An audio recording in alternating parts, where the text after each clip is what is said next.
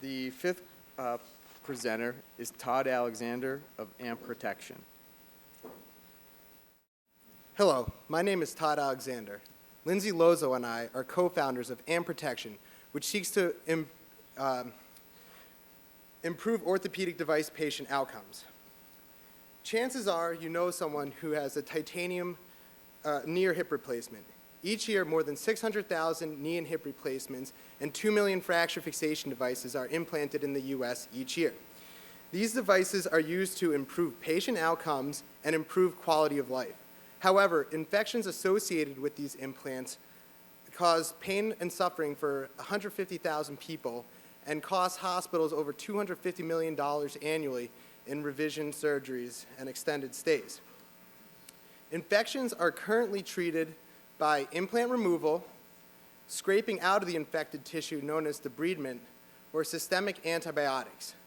The most popular treatment is implant removal, which also includes debridement and systemic antibiotics. All these treatments rely on antibiotics, which promotes the possibility for antibiotic resistance. Antibiotic resistance is a major concern in the healthcare industry. The Center for Disease Control considers antibiotic resistance a catastrophic threat to human health. Yet all of these treatments rely on antibiotics. Many of these infections are caused by large populations of bacteria, which come together to form protective barriers known as biofilms. These biofilms are difficult to treat using traditional antibiotics, allowing for bacterial survival. These surviving bacteria then can gain resistance. Our solution to this problem is to utilize surface-tethered antimicrobial peptides. Antimicrobial peptides are small molecules that are part of innate host immunity and have broad-spectrum antimicrobial activity. These molecules use fundamentally different mechanisms of action than traditional antibiotics to kill bacteria. Thus, bacterial resistance is much less likely. By putting these AMPs tethering them to the surface, we can kill bacteria on contact and thus prevent infection of the implant in the first place. Current treatments are painful, can promote antibiotic resistance, and the antibiotics used can be toxic to human cells. Currently, debridement costs hospitals about $75,000 to treat per patient. Implant removal costs hospitals about $50,000 to treat per patient and is the most popular option. Both of these options require the need for an additional painful surgery. A new method currently in development is taking antibiotics and placing it in the bone cement. However, this suffers the same issues for the potential of antibiotic resistance and cytotoxicity. Additionally, the bone cement does not cover the entire implant. Our solution covers the entire implant, does not promote antibiotic resistance, and is non-cytotoxic. All of this at a comparable price to antibiotic-impregnated bone cement. Our go-to-market strategy involves achieving certain scientific milestones, at which point we will begin FDA or European clinical trials. We would like to get through phase 1 and phase 2 clinical trials to increase our value. At this point, we would like to partner with a major orthopedic manufacturer, such as Johnson & Johnson or Smith & Nephew, who we can license the product to get through the expensive phase 3 clinical trials.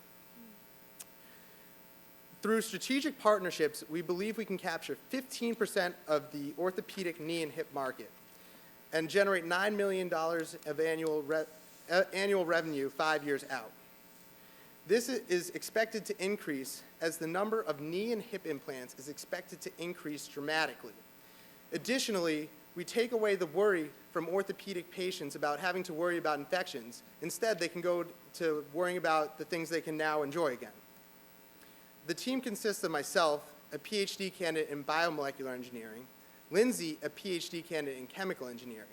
Our advisory board consists of Professor Terry Camasano, who has over 10 years' experience working with the technology of antimicrobial peptides, and Professor Frank Hoy, who over the past 3 decades has helped launch several successful entrepreneurial ventures, and he's a leader in the teaching of entrepreneurship and innovation. At AMProtection, we have solved the problem of implant-associated infections by that is non-cytotoxic, does not promote bacterial resistance, and improves patient outcomes. Thank you. At this point, we're seeking advice and guidance from someone with experience in the medical device. Thank you very much.